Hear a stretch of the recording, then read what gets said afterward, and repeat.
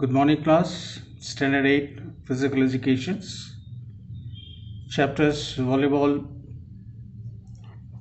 Notes, Playing Actions, Continuations. So, last week was seen up to assisted hit. This week, the characteristics of the hit. Hit means attack. How the ball going to be hit, how they going to send the ball to opponent court over the net. So, ball may touch any part of the body. Volleyball, in game of volleyball, now you can play football also and volleyball. Ball can touch by leg also, you can take with a foot also. The ball must not be caught or thrown. It should not be catch. Catchment will become a rest. That is a foul. Or thrown. Ball resting and throwing the ball. That also foul. It can be rebound in any directions. Ball can come any direction. After hitting the net, it will come back. After hitting the player, raise the ball. If you have touches are allowed, they can cross the ball over the net. The ball may touch various parts of the body, provided that the contact takes place simultaneously. One actions. Ball rolling means it's slowly not running. As soon as touch the chest, it immediately bounce back. Then a good ball. Otherwise, taking rest on the chest, then little bit second releasing, that is a foul. With the exception, at blocking, consecutive contacts may be made by one or more blockers, provided that the contacts occur during one actions. Three of them jumping, any one of them touches the ball. And that one action be taken. Not by one is touching, land down, another is touching. No. During one action should be taken as a one count. At the first hit of the team, the ball may contact various parts of the body consecutively, provided that the contacts occur during one action. Same thing. Anything, it may be rest or something, should not become a rest. Immediately bounce back. Then it will be good ball. You can play the ball. Next, faults in playing the ball. What is the fault while playing with the ball? Four hits. Four hit means F-O-U-R. Four hits. Four means four touch. The team having three contact is permitted, legal permitted, to cross the ball over the net, except blocking. Blocking is not count as a team hit. After three hit, the player again touching the ball, that will count 4 hit. 4 hit is a foul. Only 3 hits are permitted to return the ball over the net. Assisted hit. Assisted hit means player taking support from a teammates or any objectives, standing on the ladder and hitting, that is not, and mounting on the teammate's shoulder, hitting the ball. This is called assisted hit. A player takes support from a teammate or any other structure object in order to hit the ball within the playing area. Next, catch. Should not catch the ball and run. It is a foul. The ball is caught or thrown, it does not rebound from the hit. It is not coming back. It is resting and falling. Slowly raising ball and falling down. That is called catch, foul. Now double contact. A player hits the ball twice in succession or the ball contacts various parts of his body in succession. That means one is touching in the chest and falling and again you taking. But ball should not rest. It immediately bounce back. Otherwise it will become double fault, double contact. Next, ball at the net. First we will say ball crossing the net. The ball sent to the opponent's court must go over the net within the crossing space. The crossing space is part of the vertical plane of the net, limited some points, but between two antenna ball should go, not above the antenna. Think this is the antenna. The ball must go in between two. The ball go over through this side foul. It should go inside the two antennas. Inside only have to go. Ball should go from this side, not this side or this side. That is a foul. So first point, below by the top of the net, at sides by the antennas and their imaginary extension, what I showed you. Above the antenna, outside the antenna, below the net, that is foul. Above by the ceilings, that is above the antenna.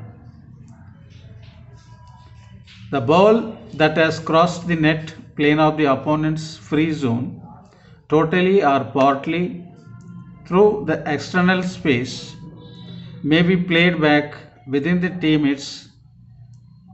They can take the ball from free zone ball if you go there, even if you opponent court side, without crossing the opponent court outside the free zone, they can go bring the ball into their own court and cross.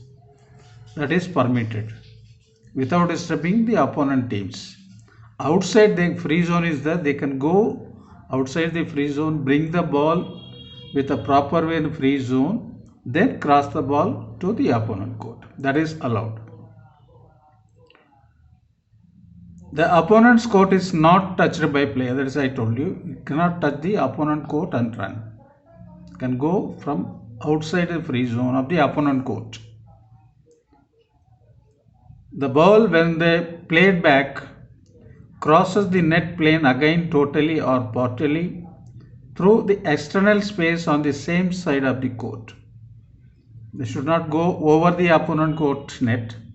Should come the free zone area only. You have to bring back to the own court, own free zone area, then cross the ball over the net. The ball that is heading towards the opponent's court through the lower space is in play until the moment it has completely crossed the vertical plane of the net. It should not cross the vertical plane. Go to free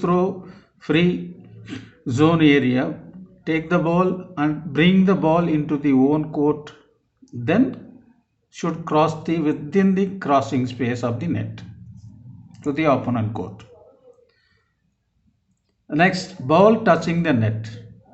Ball crossing the net, the ball may touch. While serving, while crossing, the ball may touch the net. That is, rule is allowed. Previous it was there, ball touches the net is a foul. Again came service ball touches the net, it's a foul. Now completely removed service ball as well as playing the ball can touch the net. Ball in the net.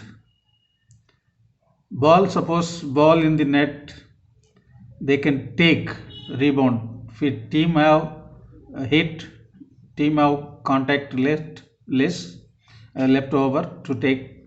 When ball is hitting the net and bounce back, the ball can taken if team has 3 contact or 2 any contact remaining. That contact they can return the ball over the net. The ball driven into the net may be recovered within the limits of the 3 team hits.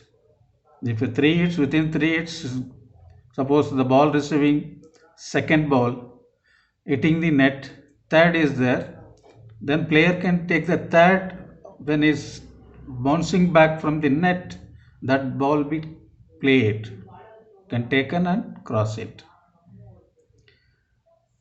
If the ball rips the mesh of the net or tears it down, the rally is cancelled and replayed. Sometimes by forcefully hitting the ball may tear the net. It tears the net and ball goes outside the playing court or opponent court. Or ball may be ripped in the net like a rolling. Ball may rolling, it is not coming from the net, it is not coming down from the net at own. It is ripped. So referee will give the game is replay. That whoever serves first, they will serve again. Replay. Next, player at the net, reaching behind the net, beyond the net. That means player, they must play their own court. While playing, they cannot put hand on the opponent's side except blocking. Simply you cannot put the opponent player to disrupt. When setter is want to set the ball, then opponent blockers putting the hand on the setter's opponents. That is a foul.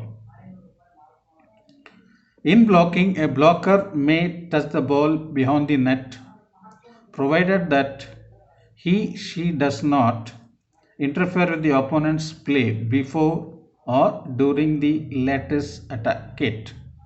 Attack it, fine, you can put a hand. When they are progressing while setting for their attackers, you cannot put a hand simply on the shutters, disturbing. That is a foul.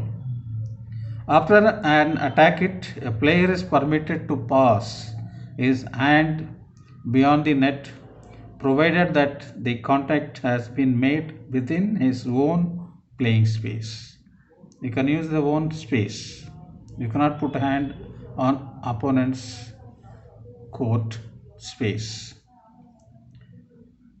Penetration under the net, that means crossing the net via foot or any body parts crossing the central line. That's a foul. Ball may cross the central line, but the foot contact should be there. If you lift it, no touches with the central line, that means the penetration fault will be counted. It is permitted to penetrate into the opponent's space under the net, provided that this does not interfere with the opponent's play. That means interfere will not disturb the opponent's play. Penetration into opponent's courts beyond the central line. To touch the opponent's court with the feet is permitted, provided that some part of the penetrating foot remains either in contact with or directly above the central line.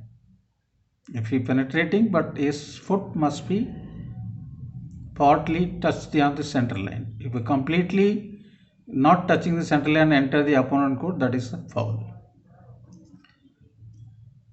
To touch the opponent's court with any part of the body above the feet is permitted, provided that it does not interfere with the opponent's play.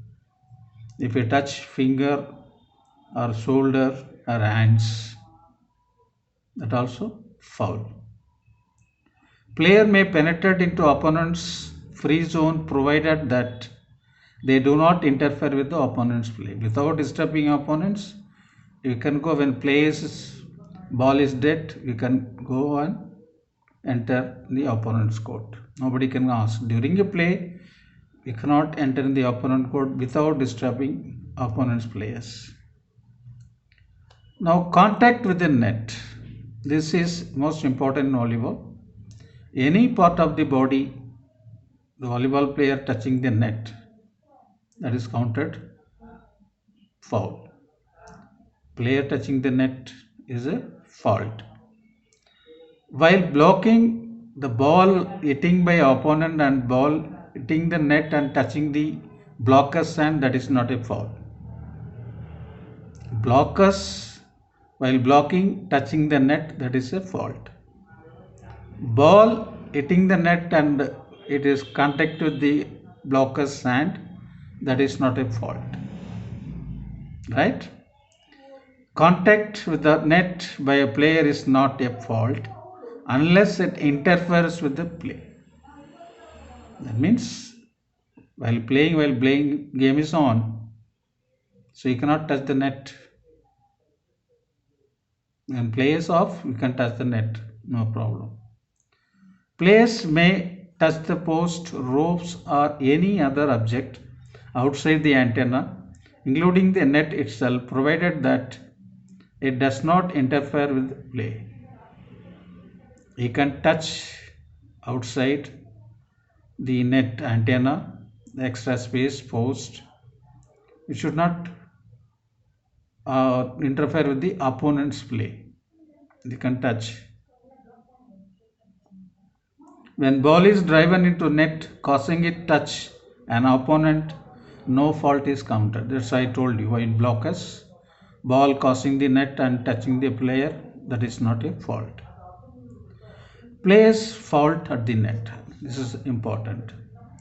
A player touches the ball or an opponent in the opponent's space before or during the opponent's attack hit. A player interferes with the opponent's play while penetrating into the opponent's space under the net, crossing the center line, putting the hand on the opponent's playing space. This is a fault. A player foot penetrate completely into the opponent's court. Then leg is crossed completely on the outside the center line and on the opponent's court. That also fault. A players interfere with the opponent's play, amongst others, touching the top band of the net or the top 80 centimeter of the antenna, taking support from the net simultaneously with playing the ball or creating an advantage over the opponent, or making action with hinder an opponent's legitimate attempt to playing the ball. Disturbing opponent play before attacking it, putting the hand over the opponent's court, that also foul. Now service, this is the most important in volleyball. Volleyball games start with a service. When service start means play start, play on. So service is important in volleyball. Even service order also is important. Service means act of the ball putting in play, into play. That is called service. So what is the definition? The service is the act of putting the ball into play by the back right player placed in the service zone. This is the definition. The act of putting the ball into play by right back player to serve. That is called service definitions. We may ask define service. So you have to give this answer. The service is act of putting the ball into play. That is called service. You may add by back right player placed in the service zone. Next, first service in a set. First service in a set, you know the playing format toss. The choice is two team captains decide the toss. Who will take the first service? Likewise, the first service of the set as well as that of the deciding set, is executed by the team determined by the toss. They will decide. The other set will be started with the service of the team that did not serve first. They will take a turn. Before the first set to decide by the toss, some team has A team taken service. So when the first set is finished, the B team will take service automatically.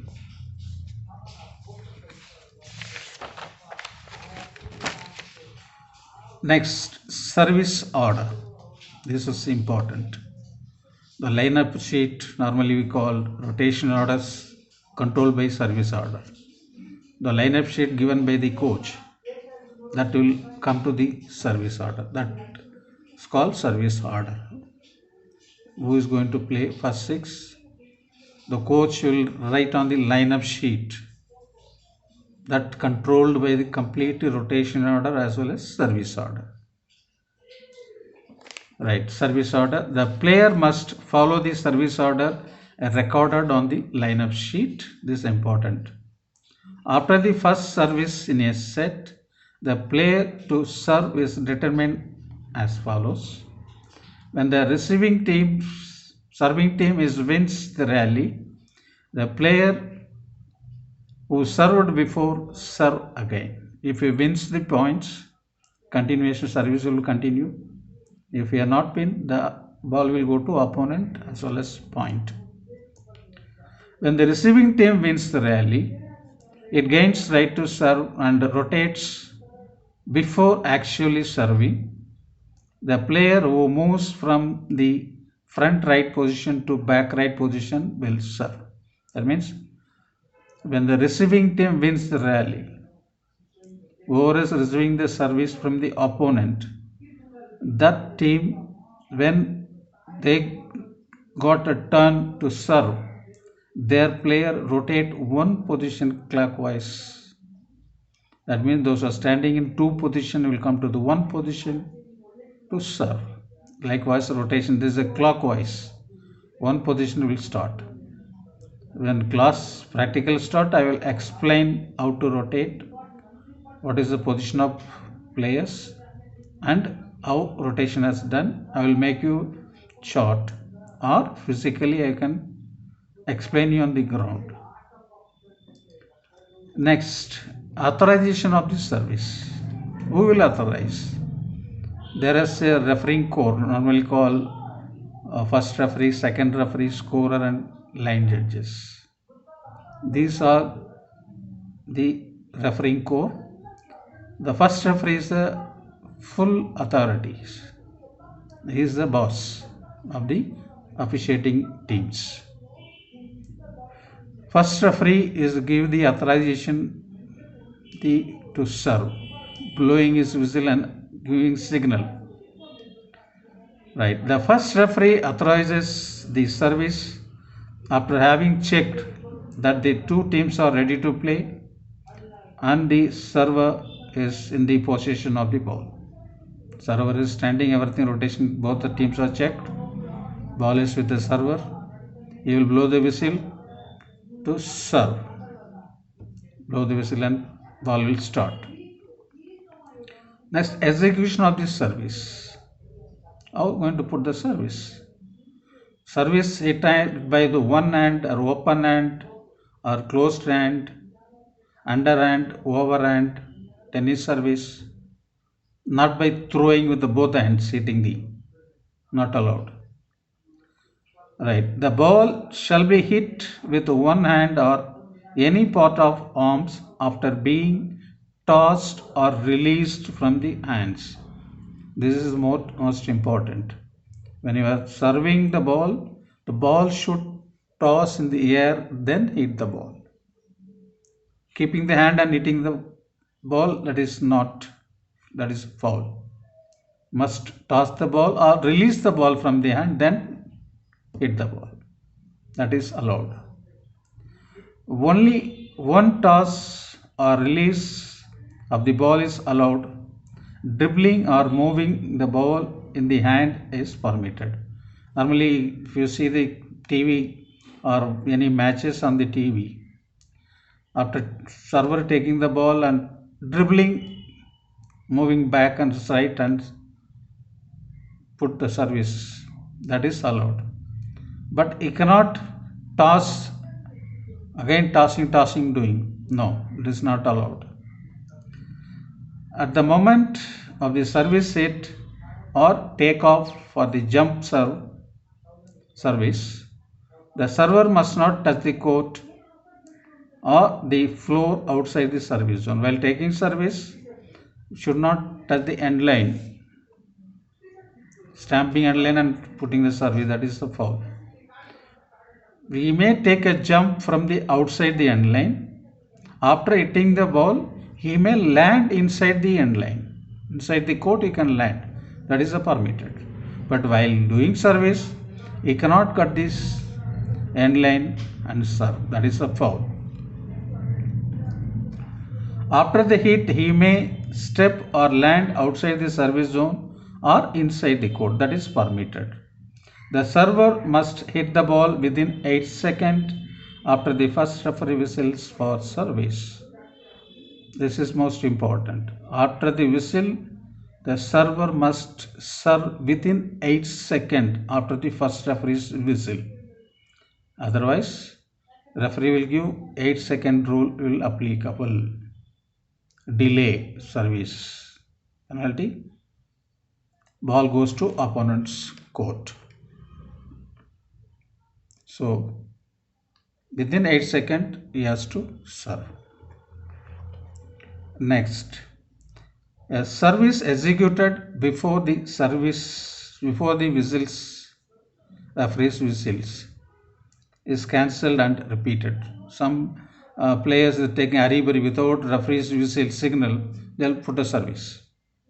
No. The referee wait for a whistle, you have to wait for a whistle, then serve. If you do without waiting for whistle of the referee, then referee will cancel that rally, then replay it. Now next chapter is coming screening. The screening also is important. Screening, the two type of screening, collective screening or screening. Screening was the blocking the flight path of the ball, which direction ball is coming, hiding the ball. Player is standing, the teammate standing in the line, the ball not seen by the opponents, and serving over them. That is a screening, called screening. That is a foul. Another collective screen, hiding the server behind the teammates, and the players are jumping, moving right under, waving hands, moving right and left side. That is called collective screening. That also foul. So screening, let me tell, the players of the serving team must not prevent their opponent through individual or collective screening from seeing the server or the flight path of the ball. It's important. A player or group of players, this is the collective screen. First para is screening, this is a collective screening. A player or group of players of the serving team makes a screen by waving arms, jumping or moving sideways during the execution of the service, or by standing grouped to hide the flight path of the ball. This also foul. If you waving hand and serving over them to the opponent court, that is called collective screen, foul will be whistled by the referees.